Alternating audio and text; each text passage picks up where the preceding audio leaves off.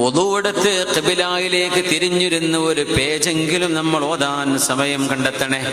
എത്ര തിരക്കാണെങ്കിലും മക്കളെ ഒരുക്കണം, മക്കളെ കിടത്തണം, ഭക്ഷണം കൊടുക്കണം, അവരെ വസ്ത്രം അലക്കി കൊടുക്കണം, പഠിക്കാനുണ്ട്, അസൈൻമെന്റുകളുണ്ട്, ഹോംവർക്കുകളുണ്ട്.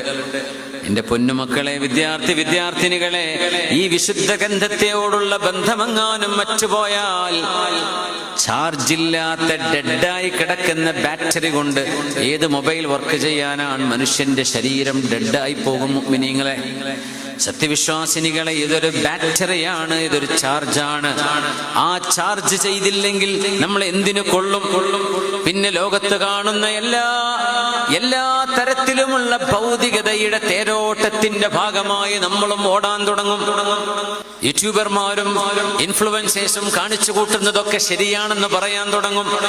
അതിന് ഓശാരം പറയാനും, ലൈക്ക് അടിക്കാനും, അതിന് ചിരിച്ചു കൊടുക്കാനും, അത് ഫോർവേഡ് ചെയ്യാനും ഇതിനൊക്കെ പിന്നെ സമയമുള്ളൂ.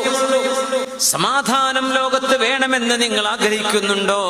ആ സമാധാനത്തിന്റെ നിധിയാണ് പരിശുദ്ധ ഖുർആൻ. അത് ഓതാൻ അറിയാന്ന് പറഞ്ഞ എത്ര വലിയ ഭാഗ്യമാണ്, എത്ര വലിയ ഭാഗ്യമാണ്.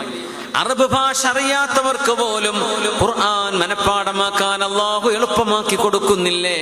വലഖദ് യസ്സർനൽ ഖുർആന ലിദ്ദിക്രി ഫഹൽ മിൻ മുദ്ദക്കിർ.